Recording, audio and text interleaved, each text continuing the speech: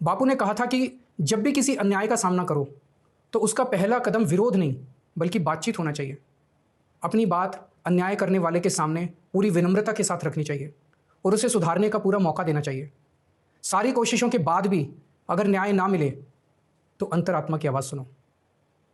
यदि अंतरात्मा की आवाज़ कहती है कि न्याय नहीं हुआ तो शांति और विनम्रता के साथ सत्याग्रह करना चाहिए। फिर उसके जो भी परिणाम हो वो सहर्ष स्वीकार करने चाहिए। पर इस पूरे प्रकरण में अन्याय करने वाले व्यक्ति के प्रति किसी भी प्रकार की नफरत या गुस्सा नहीं होना चाहिए। मैंने भी बातचीत से शुरुआत की, पूरी निष्ठा और विनम्रता के साथ जस्टिस वनकांता जी के सामने अपनी बात रखी। उन्हें इस केस से अलग होने के लिए याचना की। मैंने आग्रह किया कि मेरा केस हाईकोर्ट के किसी भी अन्य जज द्वारा सुन लिया जाए, लेकिन उन्होंने मेरी प्रार्थना अस्वीकार कर दी। उन्होंने फैसला दिया कि वे अपने आप को इस मामले से अलग नहीं करेंगी और ये केस वो स्वयं ही सुनेंगी। उनके दिए गए इस फैसले से मैं पूरी विनम्रतापूर्वक असहमत हूँ। इस पूरे घटनाक्रम के बाद मेरी आशंका और गहरी हो गई है कि क्या उनके सामने मुझे न्याय मिलेगा।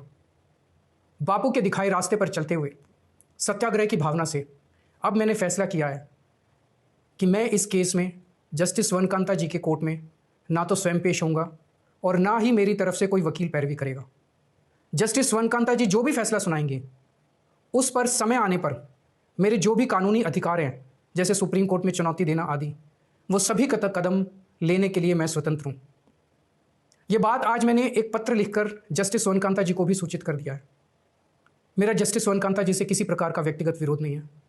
यदि भविष्य में भी कभी उनके सामने मेरा कोई अन्य केस लगता है जिसमें मेरे विरोध में बीजेपी, केंद्र सरकार या तुषार मेहता जी नहीं हैं, तो मैं उनके समक्ष जरूर पेश होऊंगा। आप पूछ सकते हैं कि यदि मैं जस्टिस वनकांता जी के रिक्यूजल ऑर्डर से असहमत हूं तो उसके खिलाफ सुप्रीम कोर्ट क्यों नहीं जा रहा? उसकी तैयारी कर रहा हूं। यह पूरा मामला बहुत नाजुक और संवेदनशील है।